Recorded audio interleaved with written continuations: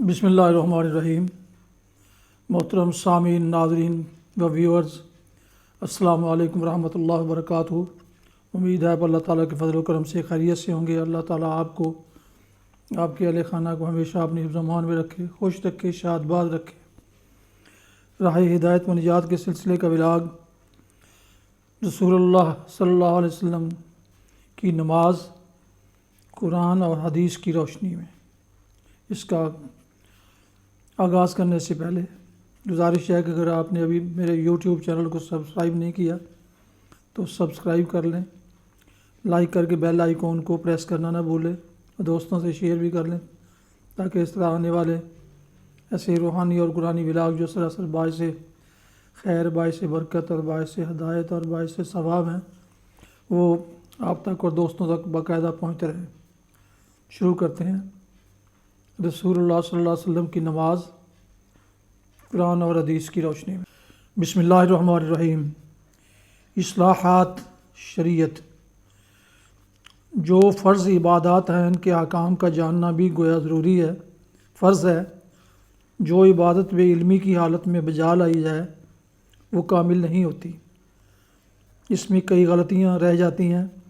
اس لیے نماز اور اس کے مسائل ذکر کرنے سے قبل چند شرعی اصلاحات کچھ وضاحت کے ساتھ بیان کی جا رہی ہیں، جن کا جاننا اچھی طرح نماز ادا کرنے کے لیے بہت ضروری ہے۔ شریعت۔ قرآن و سنت کے تمام احکامات کو شریعت کہتے ہیں۔ تفصیل کے ساتھ احکام شریعت معلوم کرنے سے قبل ان کی مختصر وضاحت کرنا اور ان کی اقسام ذکر کرنا زیادہ بہتر معلوم ہوتا ہے۔ ان کی 11 اقسام یہ ہیں: نمبر 1 فرض، نمبر 2 واجب، نمبر 3 سنت موقدہ، نمبر 4 سنت غیر موقدہ، 5 مستحب ان کے مقابلے میں، نمبر 6 حرام، نمبر 7 مکروہ تحریمی، نمبر 8 اطاعت، نمبر 9 مکروہ تنزیہ، نمبر 10 خلاف اولا۔ 11 مباح، یعنی جس کا کام کرنا اور نہ کرنا دونوں برابر ہوں۔ اس حکم شرعی کے ساتھ احکام شرعیہ کی اصطلاحات کی تعداد 11 ہو جاتی ہے۔ اب ایک ایک کی تفصیل بیان کی جاتی ہے۔ نمبر 1 فرض۔ فرض وہ حکم ہوتا ہے جو اسی دلیل سے ثابت ہو جس میں کسی قسم کا شبہ نہ ہو، یعنی وہ دلیل قطعی سے ثابت ہو۔ فرض کا انکار کفر ہے اور فرض کو ترک کر دینا لازمی منع ہے اور عذاب الہی کا سبب ہے، خواہ دائماً ہو یا کبھی کبھی۔ فرض کی 2 اقسام ہیں: فرض عین اور فرض کفایہ۔ فرض عین وہ ہوتا ہے جو ہر شخص پر فرض ہو، جو خود ہی ادا کرنا ہوتا ہے، جیسے نماز اور روزہ ہے۔ ہر شخص پر حج و زکوٰۃ بشرط استطاعت فرض ہے۔ فرض کفایہ وہ ہوتا ہے کہ اگر بہت زیادہ لوگوں میں سے ایک شخص بھی بجا لائے تو سب کی طرف سے ادا ہو جاتا ہے، جیسے نماز جنازہ، سلام کا جواب دینا، چھینک کا جواب دینا وغیرہ۔ اگر ایک ہی شخص سنے تو اس پر جواب دینا فرض عین ہے۔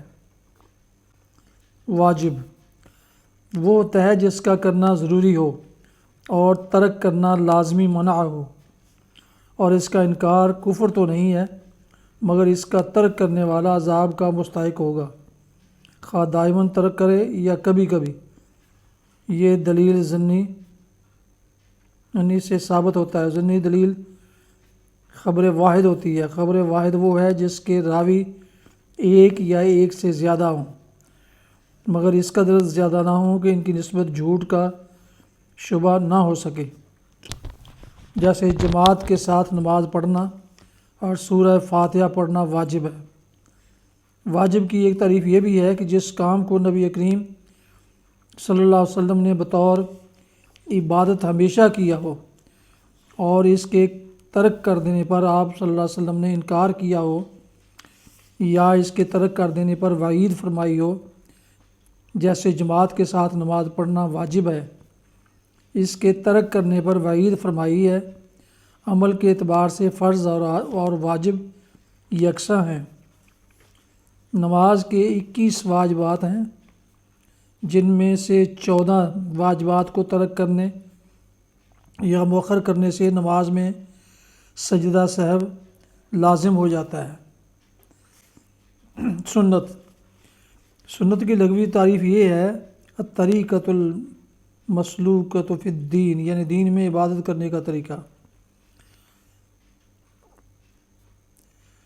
جس فعل کو نبی کریم صلی اللہ علیہ وسلم نے بطور عبادت ہمیشہ کیا ہو اور اس کو ترک کرنے کا انکار نہ فرمایا ہو، یا آپ صلی اللہ علیہ وسلم نے اس فعل کو اکثر اوقات بطور عبادت کیا ہو، اس کا ترک کرنا سات یعنی برا کام ہے۔ جو شخص سنت موقدہ کو ہمیشہ ترک کرے وہ مستحق عذاب ہے، جو کبھی ترک کرے وہ مستحق ملامت ہے۔ 5 نمازوں میں کل سنت موقدہ 12 رکعات ہیں۔ اس کی 2 اقسام ہیں: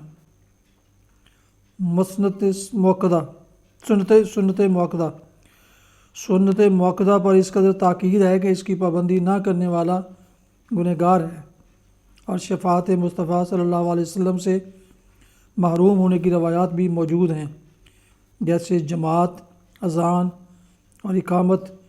ان کو سنن الہدا بھی کہتے ہیں۔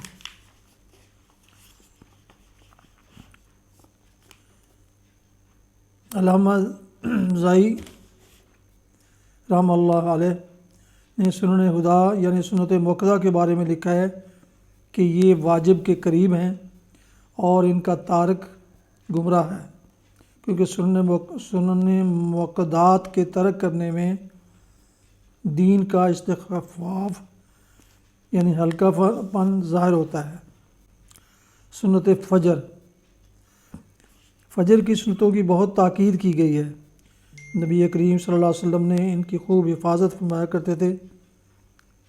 حضرت عبداللہ ابن عمر رضی اللہ عنہ راوی ہے کہ ایک شخص نے عرض کی: یا رسول اللہ صلی اللہ علیہ وسلم، کوئی ایسا عمل ارشاد فرمائیں کہ اللہ تعالیٰ مجھے اس سے نفع دے۔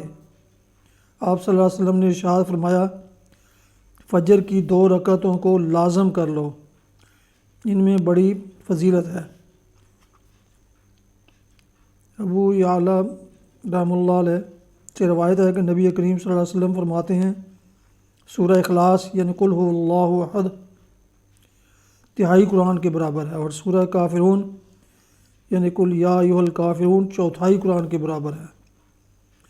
آپ صلی اللہ علیہ وسلم ان دونوں کو فجر کی سنتوں میں تلاوت فرماتے تھے، اور یہ فرماتے کہ ان میں زمانے کی رغبتیں ہیں۔ اگر نماز فجر قضا ہو گئی اور زوال آفتاب سے پہلے پڑھ لی تو سنتیں بھی قضا پڑھے۔ اگر نماز ظہر کے ساتھ یا اگلے دن فجر کے ساتھ پڑھے تو پھر صرف 2 فرض ہی قضا کرے۔ عام طور پر سنتوں کی قضا نہیں ہے، مگر فجر کی سنتوں کی بہت تاکید کی گئی ہے، اس لیے زوال سے پہلے ان کی قضا ہے۔ اگر آدمی 4 سنت موقدہ جیسے ظہر کی پہلی 4 رکعتیں ادا کر رہا ہو، قعدہ اولیٰ میں بھول کر درود شریف شروع کر دیا اور اللہم صلی علی محمد پڑھ لیا تو سجدہ سہو لازم ہو جائے گا، کیونکہ اگلے فرض میں تاخیر ہوئی ہے۔ سنت موقدہ کل 12 ہیں: 2 فجر سے پہلے جو واجب کے قریب ہیں، 4 ظہر سے پہلے، 2 ظہر کے بعد، 2 مغرب کے بعد، 2 عشاء کے بعد۔ سنت غیر موقدہ بعض کے نزدیک یہ سنت زوائد کہلاتی ہیں، ان کو غیر موقدہ کہتے ہیں۔ سنت وہ ہے جس پر نبی کریم صلی اللہ علیہ وسلم نے دائمی عمل کیا ہو، لیکن اگر اس کو کبھی ترک نہ کیا ہو تو وہ سنت موقدہ ہے، اور اگر اس کو کبھی کبھی ترک بھی کیا ہو تو وہ سنت غیر موقدہ ہے۔ اور اگر آپ صلی اللہ علیہ وسلم نے اس پر دائمی عمل کیا ہو اور ترک کرنے والے پر انکار بھی کیا ہو تو وہ وجوب کی دلیل ہے۔ شریعت اسلامیہ میں سنت غیر موقدہ پر تاکید نہیں ہے، کبھی اس کو مستحب اور مندوب بھی کہتے ہیں۔ فقہاء اسلام باب النوافل میں سنن کا بھی ذکر کرتے ہیں کہ نوافل میں سنن بھی شامل ہیں۔ یہ کل 8 ہیں: 4 عصر سے قبل، 4 عشاء سے قبل۔ علامہ شاہی رحمۃ اللہ علیہ نے سنن زوائد یعنی سنت غیر موقدہ کی تعریف یہ کی ہے کہ جس کو نبی کریم صلی اللہ علیہ وسلم نے بطور عادت ہمیشہ کیا ہو اور کبھی کبھی ترک بھی کر دیا ہو، اور نبی کریم صلی اللہ علیہ وسلم کی قرأت اور رکوع و سجود کے طول کو بھی سنن زوائد میں شمار کیا ہے۔ عصر اور عشاء کی پہلی 4 سنتوں کو غیر موقدہ کہتے ہیں۔ ان میں درمیانہ قاعدہ انکا حمید مجید تک پڑھیں اور تیسری رکعت کا آغاز سبحانک اللہم، پھر ثناء، تعوذ اور تسمیہ سے کرتے ہیں۔ اگر عصر کی پہلی 4 غیر موقدہ سنتیں رہ جائیں تو عصر کے پڑھ لینے کے بعد نہیں پڑھی جائیں گی، مگر عشاء کی پہلی 4 غیر موقدہ سنتیں رہ جائیں تو نماز کے بعد نفل کے طور پر ادا کی جا سکتی ہیں۔ یہ بات ضرور یاد رکھیں کہ سنتیں اپنے مقام سے مؤخر ہو جائیں تو ان کی قضا نہیں ہے، یہ نفل ہو گئیں، نفل جتنے چاہیں ادا کرتے رہیں۔ مستحب، یہ وہ فعل ہے جس کا ثبوت بھی ضمنی ہو اور اس کی دلالت بھی ضمنی ہو، جیسے وضو میں دائیں وضو کو پہلے دھونا، وضو سے پہلے بسم اللہ پڑھنا، مسجد میں جاتے وقت پہلے دایاں پاؤں داخل کرنا اور آتے وقت پہلے بایاں پاؤں پہلے باہر نکالنا وغیرہ۔ حرام وہ کام ہوتا ہے جس کا ترک کرنا ضروری ہو اور اس کو ترک کرنا لازمی ممنوع ہو اور اس کا ثبوت بھی قطعی ہو اور اس کی ممانعت کے لزوم پر دلالت بھی قطعی ہو اور اس کا انکار کفر ہو اور اس کام کو کرنے والا عذاب کا مستحق ہو، خواہ وہ دائمی اس کام کو کرے یا کبھی کبھی کرے۔ اس کا ارتکاب کرنا گناہ کبیرہ ہے، جیسے یتیم بچوں کا مال کھانا، زنا کرنا وغیرہ۔ 7 مکروہ وہ ہوتا ہے جس کے عمل کے کرنے کو دلیل شرعی کی بنیاد پر شریعت اسلامیہ ناپسند کرے۔ اس کی 2 اقسام ہیں: 1 مکروہ تحریمی اور 2 مکروہ تنزیہی۔